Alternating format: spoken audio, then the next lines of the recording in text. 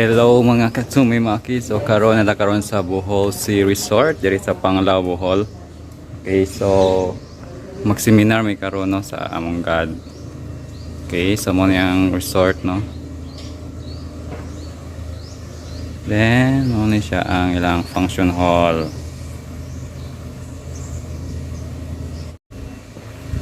Okay, so karon katsumi-maki kung kauban ng mga gwapa na akong kaubang maestra si Ma'am Tin. Hi, Ma'am Tin. Did mo kay Ma'am Tin, no? Then si Ma'am Sig. O si Ma'am Barete. Okay, so mo nilang kung anong area. Then okay, so mo nilang mga rooms.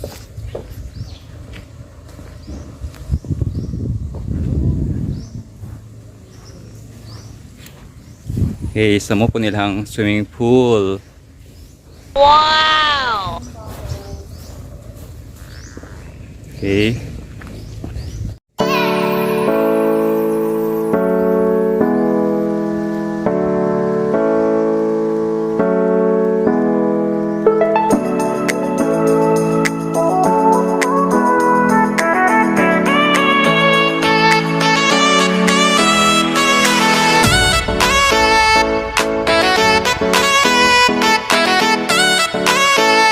Okay, so like ato may makita karon sa ilahang padong sa dagat no di sa Bohol Sea Resort.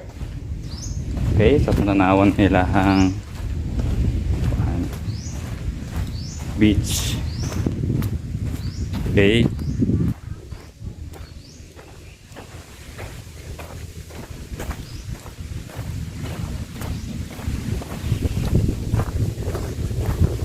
Okay, so mo nilang resort lang ko no, dagat. Okay, nito ang dagat no.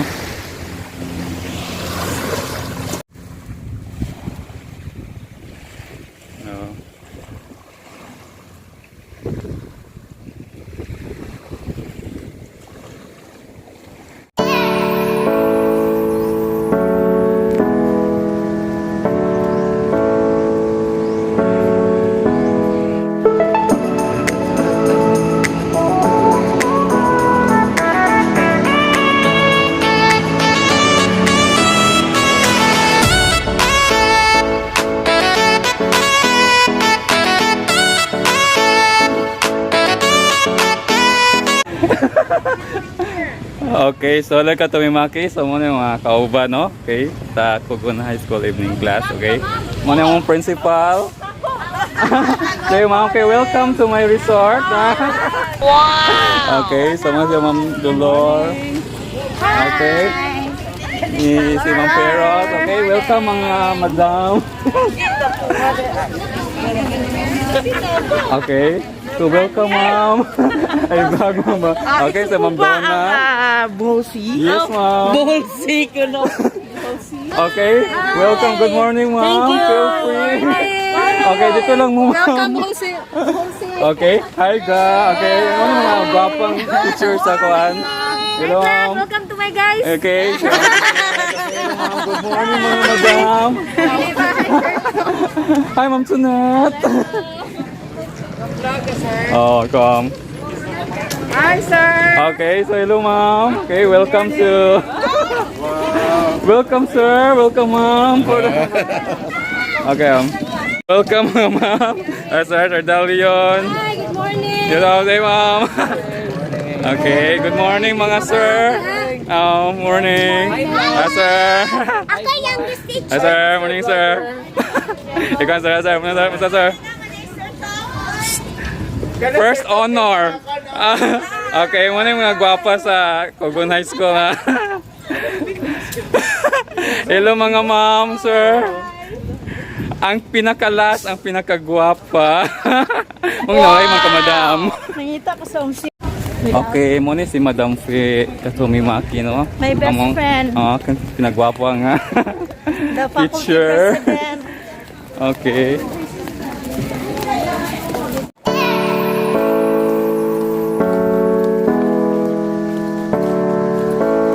Sa aking resort, manong. Your resort is very nice. Lagi. Ikaw, Ma'am For Cheryl. inviting us to visit. Yes, free. Okay Okay, free mo ani ha? Okay, enjoy. We feel so blessed.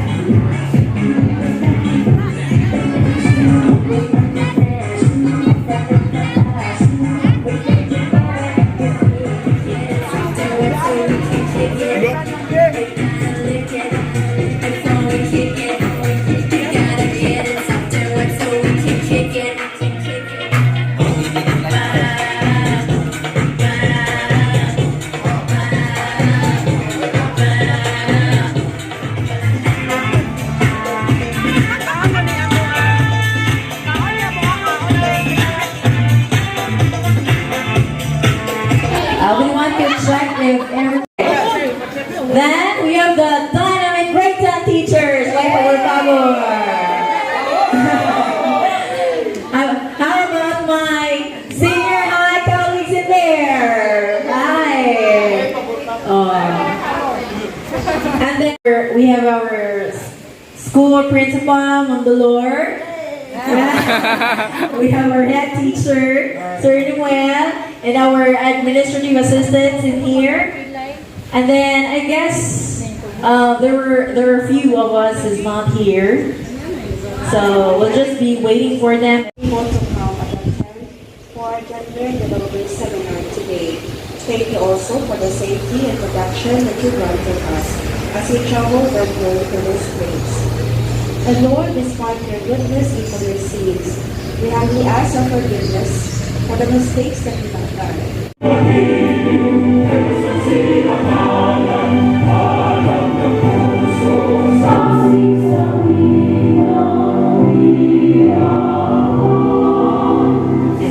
Ladies and gentlemen,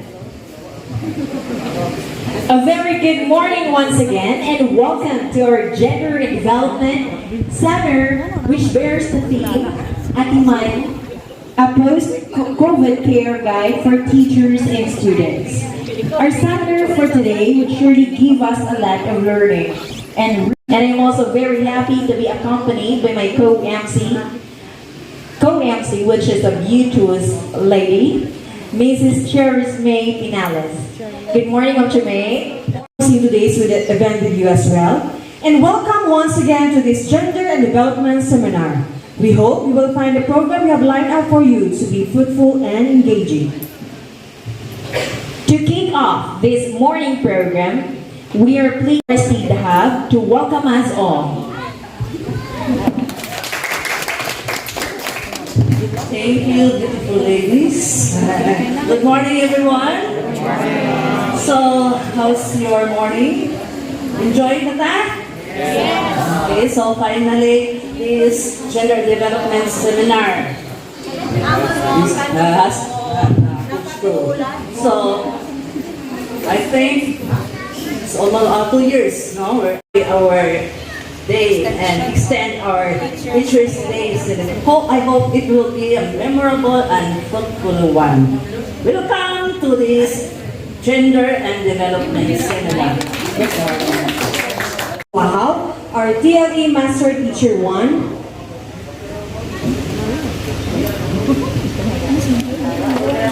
Okay, for the rational. Let's give her a round of applause.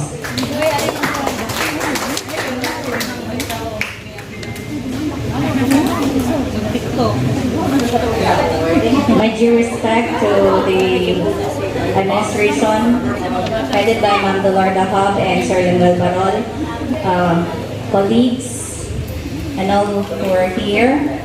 So given the task to give you the purpose of this event, so as what has been mentioned and we have heard from our principal, so supposedly this is a yearly activity, but due to unavoidable circumstances that all of us, the Magna Carta of Women, and as what has been mandated by the department, all agencies, government agencies, must have to conduct the Gender and Development Seminar for all employees, where on women and gender equality, identification of gender issues and GAD PAPs shall also be informed by results of genders analysis and gender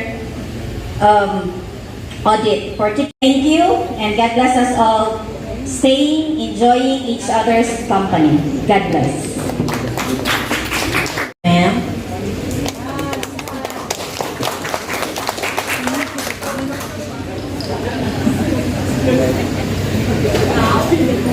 Wilson, our guidance counselor, to introduce to us our guest speaker for this GAD seminar.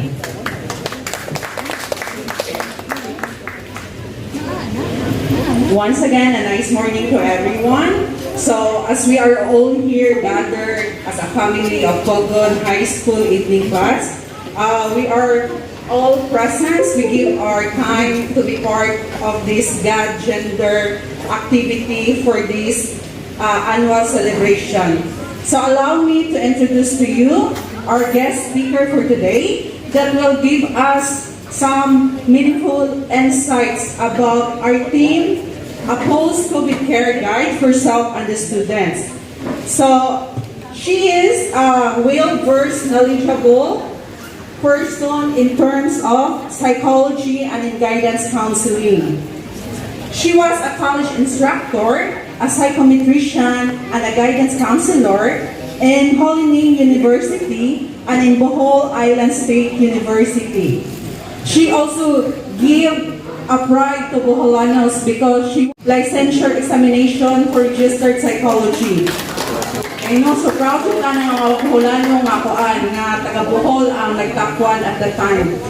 She has currently finished her clinical PhD and clinical in Seliman University.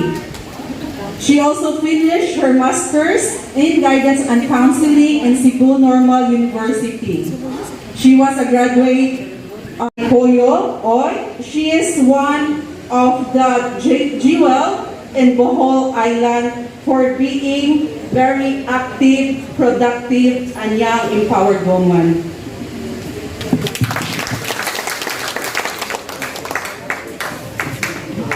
All right, so before we are going to start formally with the seminar, let's have a stretching first. Let's add a stretching from the earlier stretching.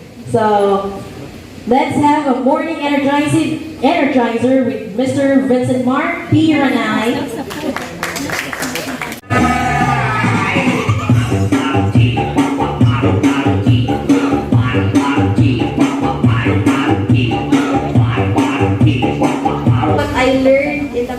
years about psychology, mo gid ni ang usa sa mga advocacies na ko to talk about mental health, and hopefully nasad ni makuha ginagmay sa akong sharing this morning.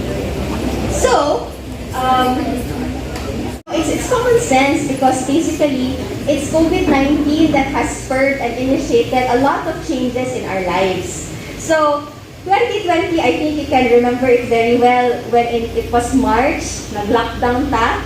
And at that time, we were so confused on what to do. It was really an unknown thing. And I think until now, it's still unknown on what will happen to us with regards to COVID-19. So we had a lockdown, and I think schools at that time, wala pa tahibaw kung unsa ito ang buhato, no? And niabot ang point na the Department of Education, it did not just affect us physically, no, physiologically, because it's a virus. But they always say, mental health experts would say that there was a pandemic in a pandemic, because when we were battling COVID-19, we were also battling mental health issues. Yes. Grabe yung pagkayas sila, oy. Or physical distancing, kapila na nimo padlungon nga mag-wear baka sa mask, di mag-wear. Or when they go outside in public places, they don't wear their mask. So pandemic happened. Some also students, they act out, okay? And there are those na what they do is, instead of acting out or feeling this denial, no, of the pandemic, some students also, they isolate themselves. So mosad na ang the previously broken pieces, they celebrate the beauty now of the broken pieces put together. So that's still an art, no, practiced by the Japanese. And why am I introducing it to you? Because it's also very related to what I was sharing to you about post-traumatic growth. And it's a psychological concept by Tedeschi and Calhoun in the mid-1990s. But we don't often hear the word post-traumatic growth. Usually, PTG, ato na lang siya nimong PTG, kata aking post-traumatic growth, nagkang syllables.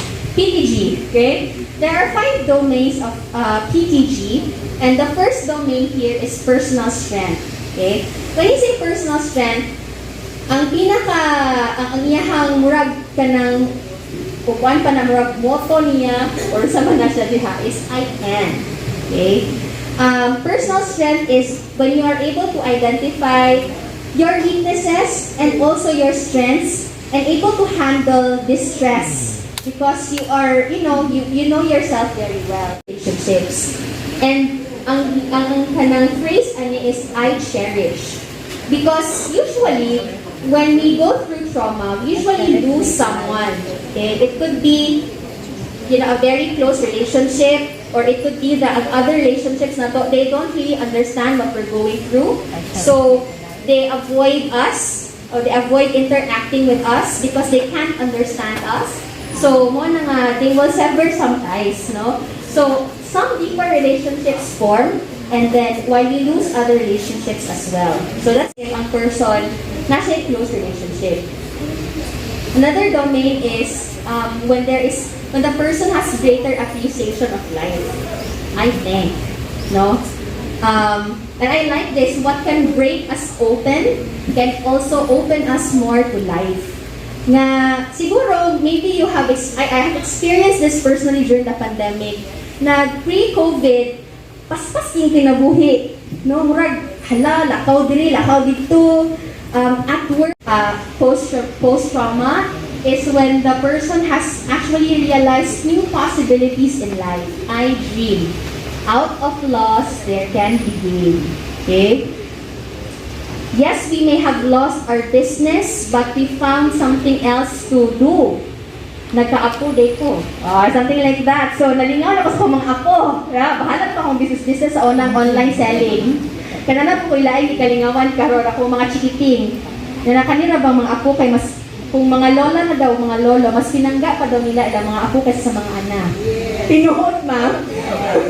Magka-relate ang mga as Filipinos, we're very much tied to our faith. Like everything we do, I can say something related to our spiritual kanang side, no? So the last, and this is why I like kanang the PTG concept of Tedeschi and Calhoun. Kay they inserted this one. There's the last domain on spiritual development. Nga makahibaw ta nga, i-grow siya again post-trauma when the person has developed himself or herself in the spiritual sense. I accept, no? I can, I cherish, I thank, I dream, and lastly, if di na din ako kaya ang tanan, surrender na ko, Lord, ikaw may bahala. I accept. Expression, energy, education, environment, and extension. Kaya nakuan ko. Kanang para pulos nouns, no? Sabi sila language teacher, no, extension. Na-extend or all of verb man, oy. So those are the 5 E's of post-traumatic growth. And I will share to you tips on how you can facilitate perhaps post-traumatic growth sa inyong self and also for your students. Okay? So the first E that I have here is expression. Now, let's talk about expression. Kaya expression, bahin ni siya o kanang pag-express nimo sa imuhang mahuna-huna, sa imong emotion, sa imong feelings. Most of the time, what we express are the not so good stuff. Kaya katawang ganahan ta, maki-express akong friend. Nya, ang atong ganang istorya niya, kung problema na to, sus, kaya ko kagabi, i-text ako daw niya. Nga di na ako siya makikita, nako nga, sila mampod. But we have chosen this vocation, this profession, this career of being teachers and educators, of molding young minds. Grabe na gano'ng mga pa-speech din, no? Bahit sa inyong role. Of molding young minds, of molding future leaders, future scientists, future teachers like you. So, kinahanglan ko na to sila tarungon in terms of their social emotional development. So mana, number 1, acknowledge the students' feelings and behaviors and don't force positive change towards them. Kung nakikita ng mga estudyante diha nga nagsige bitaw og kanang maybe they are misbehaving in class or matinga ka, sige man siya ka-late, sige ka-absent, diba? It's very common. I think you as teachers, you know that when you have students like that, you need to call the students' attention. Often miss out when we talk about our mental health because our mental health and physical health is very much tied together. We can take care of our minds and not take care of our bodies and vice versa. So kinahanglan nga mukhaon tagsakto sa mga gipang-inom ninyo no Mountain Dew man na. So kinahanglan mukhaon ta og healthy food. Matulog tagsakto, kailangan isa man diri ang sakto og tulog mga 7 to 8 hours gabi. I think there are still some things that you are curious about. Diba? Maski sa itong edad karon ang kanina ito ang mga hangtong na nga mga kauban diri sa Pogonite High School. They still have things that they want to learn. Sakto ba, ma'am? Kasi gamot-buot ako, ma'am. Yung lagi may gusto ma-learn. Dapat yun. Bakit na nakabantay? What's really funny, I mean, not funny, pero medyo ironic yung in our department, ang amuang kinakatiguang sa amuang department is already 64 years old, retireable na siya next year. And coincidentally, she is our head sa learning and development. This one, because, and why am I focusing on social emotional learning, SEL here, or psychosocial, no? Okay, it's common, it's given naman na in school, we teach about the cognitive side or the cognitive aspect. But SEL, sometimes we forget about it. So what we can do as teachers is maybe we can initiate conversations about mental health. Ang uban, they still have that stigma na kung ipatawag na ganit ka ni Ma'am Guidance, ipatawag na ganit sa ganit. Kung saan maging makaperform sa tao, ang iya bang mga genes, heredity, bagibni, or tungod ba, giunsa siya sa iyang environment, sa iyang family, friends, at isa pa na teachers. So, here, I'm talking about the environment, not just the physical environment, but also like us, people around us, okay? So, I have always, hold on to this concept that you need to surround yourselves with things that you like, okay? Things that bring you joy. Marie Kondo? Spark joy? Marie Kondo lang. Things that give you joy. Kaya naman, di ba? Kita ka kung in your classroom, for example, ang mga butang tawag bedroom voice ka mo. Exhale. Sometimes pakikawan ta. Kaya we're not used to it. Correct! Mga tawag, sorry si ma'am. Ano? Saan po ni paandar ni ma'am? Sa mga students during the pandemic, they didn't have that connection with other classmates. Maybe sa ilang mga friends, hindi ganit kayo no, kay pag-pandemic, they were forced to stay beside their homes man. And they were just facing their cell phones all the time. So it was as if their world was just revolving around their virtual reality.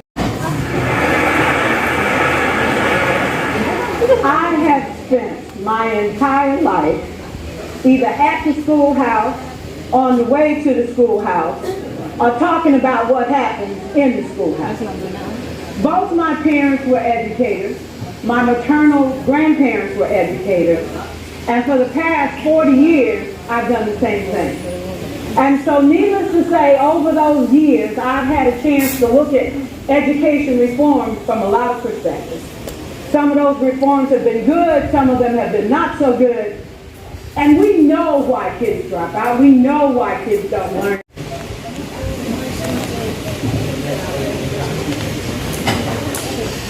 Department of Education, Tagbilaran City Division, Cogon High School Evening Class, Tagbilaran City. Certificate of Appreciation is presented to Karina May Uy, in grateful recognition for invaluable contribution as resource speaker during the Gender and Development Guide for Southern Students. Given this 7th day October 2022, Bohol Sea Resort, Danao, Panglao, Bohol. Signed, Dolores C. Dahab, School Principal.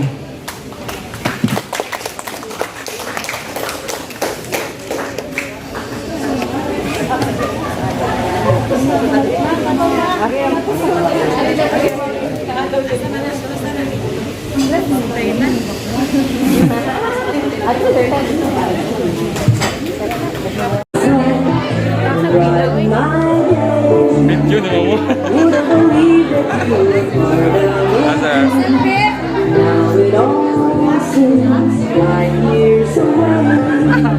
And now you know I can't.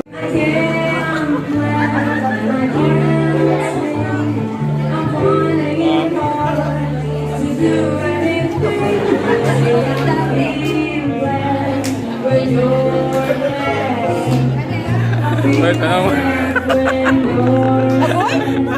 Sir Tom, kaon na Sir Tom. Asa? Ay, tignan yun nga.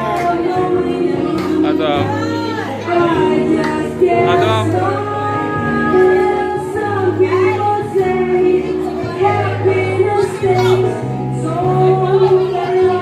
Asa na oras, sir?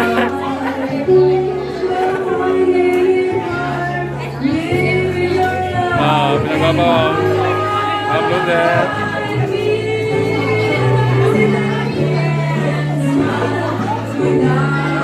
ano mo ka?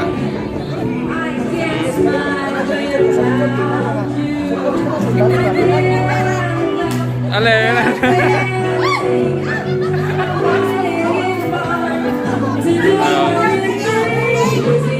Alin, sir bro.